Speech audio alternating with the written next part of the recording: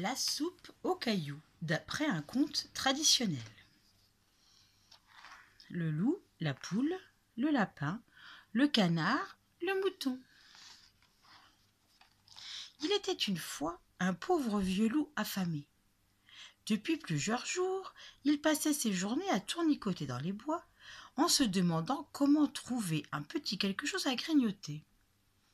Soudain, au détour d'un chemin, il trébucha sur un gros caillou et cela lui donna une idée. Il le mit dans sa musette et décida d'aller tenter sa chance chez une poule habitant non loin de là. « Toc, toc, toc, qui est là ?» dit la poulette un peu inquiète. « C'est moi, le vieux loup des bois, » répondit le visiteur. « Je n'ouvre pas ma porte aux loups, même s'ils sont vieux, » rétorqua la poule. « N'aie pas peur, je n'ai plus une seule dent, et j'ai juste besoin d'une marmite pour faire cuire un beau caillou que je viens de ramasser dans la forêt. » Faire cuire un caillou? La poule n'avait jamais entendu parler de ce genre de recette. Sa curiosité l'emporta, et elle ouvrit sa porte au loup. « Ma marmite est toute trouée, » lui expliqua celui-ci. « Peux-tu me prêter la tienne en y versant de l'eau ?» « Quelle idée bizarre !» s'étonna la poule. « Tu veux manger un caillou cuit dans l'eau sans rien y ajouter d'autre ?»« Oh, bien sûr, si tu avais un peu de sel et une petite tranche de lard, ma soupe serait meilleure. » De plus en plus intriguée, la poule fouilla dans son garde-manger et rapporta au loup ce qu'il lui avait demandé. Dès que l'eau se mit à bouillir, le loup y jeta son caillou, une poignée de sel et le lard. Très vite, une bonne odeur commença à se répandre dans la maison de la poule.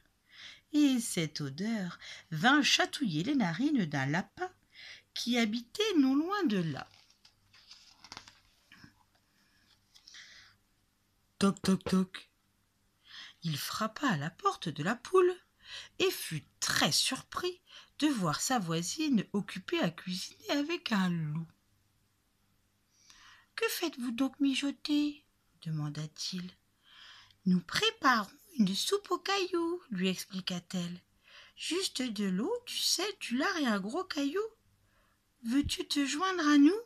Il paraît que c'est un vrai régal. » « Volontiers, » dit le lapin, « mais ne croyez-vous pas que cette soupe serait encore meilleure avec un peu de thym ?»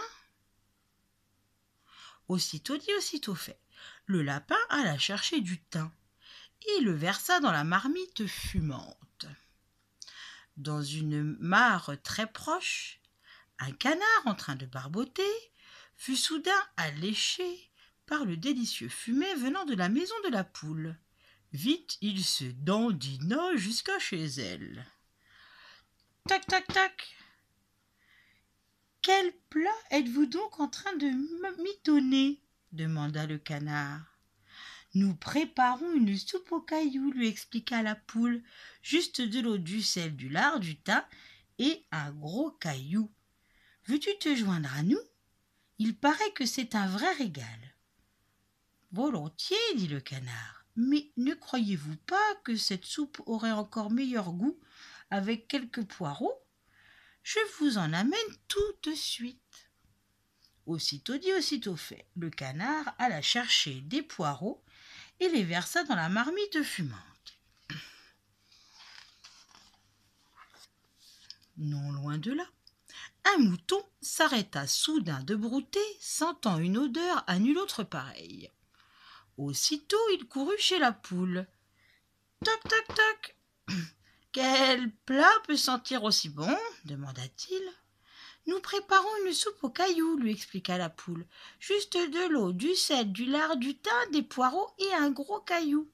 Veux-tu te joindre à nous? Il paraît que c'est un vrai régal. »« Volontiers, » dit le mouton. « Mais ne croyez-vous pas que cette soupe aurait encore meilleur goût avec quelques pommes de terre et des courgettes?